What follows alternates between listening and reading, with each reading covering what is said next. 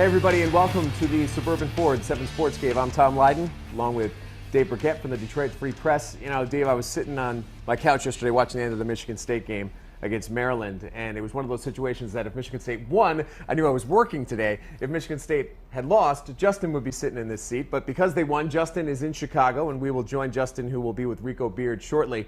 But I thought about it after they won. I said, what a great day to work. A lot of really cool things to talk about. And then I pick up the Detroit Free Press this morning, and I see what really is the bombshell article of the last 2 weeks.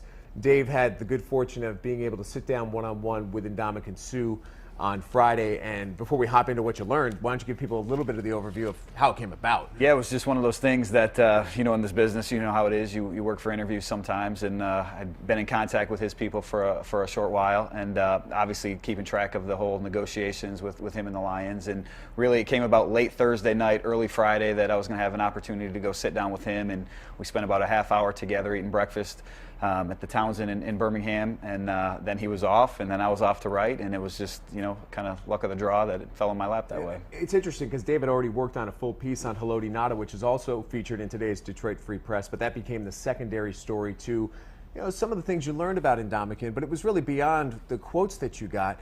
I guess and we'll get to that because we certainly have time, but your general thoughts of how he felt being back in Detroit after this whirlwind of activity that saw him go down to South Florida and sign the big deal, and now here he is a couple days later looking at you eye to eye. I think it was business. I mean, what he told me was that he was going to stay and be a part of the city. He's got lots of business interests here, and I certainly got that impression. I mean, he was back tying up loose ends in a lot of ways, and business ventures. I mean, he had a meeting, he told me, Thursday night at the Townsend, so I think that's a lot of what was going on there. And look, you said we're going to talk about that plenty.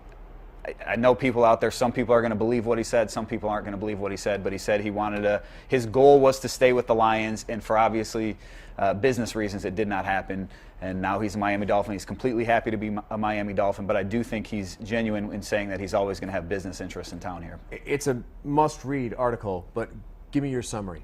Yeah. What happened? Bottom line, he said he wanted to be a Detroit Lion.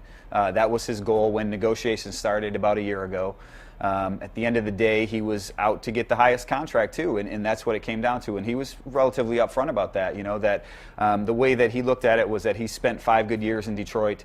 He compared it to college in a lot of ways. That he spent time in Nebraska. He grew up in Portland. He still goes back to those places. He said he's going to do the same with Detroit. That Detroit will always be a part of him. And he said that he felt embraced by the people around here. And I said, really? I mean, even as a person who's written about him the last 5 years and written negative stories, I can see why that wouldn't be the case. And he said, well, wasn't not really talking about you, but the people within the organization, his teammates, his coaches, his old coaches. He mentioned Jim Schwartz in the story.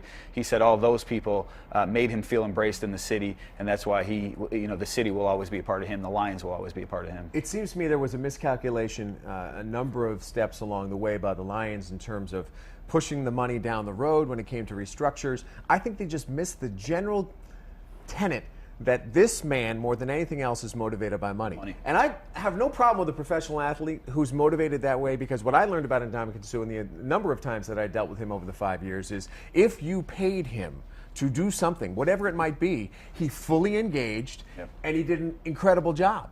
Now, beyond that, if there wasn't something in it for him, you may have to question whether or not he'd give you the full effort. But the Lions paid him, he stepped up, he did his job. Did they miscalculate how much money was important to this guy? I think so, maybe a little bit. I mean, at the end of the day, he is a businessman playing football. There's no doubt about that. And as you said, anybody who's had any dealings with him can say that. My fault with the Lions, and I've written this, I wrote this last week in the Free Press, was how they handled the situation all along. Maybe not getting to that top offer last year when they had an opportunity to.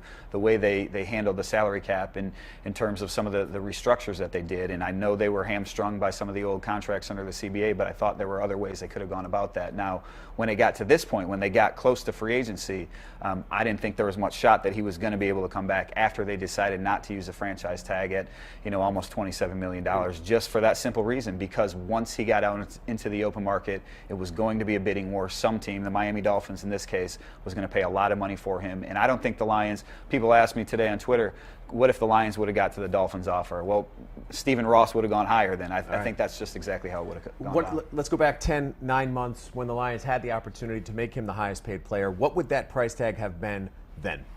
Somewhere in the $16 million neighborhood, highest paid defensive player in the NFL, that is. And it's my understanding, this is coming from not from somebody who was involved directly with the negotiations on the Lions side or Suh's side, but who knew about it, that the Lions were offering defensive tackle sort of money, which Gerald McCoy early on in the season got a deal worth about $14 million a year, and Suh wanted highest paid defensive player money, which J.J. Watt got a deal $16.5 million a year, essentially. So I think that was the gulf that was not able to be bridged at the time. And then certainly the Lions upped their offer. They offered $17 million a year with $58 million guaranteed, here within the last week or so.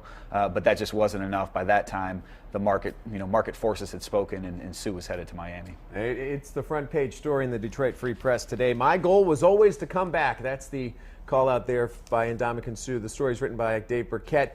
I encourage you to go read it. I also encourage you to use the 7 Sports Cave hashtag and engage Dave with any of your questions or comments. We'll get to those over the course of the show. But let's not forget,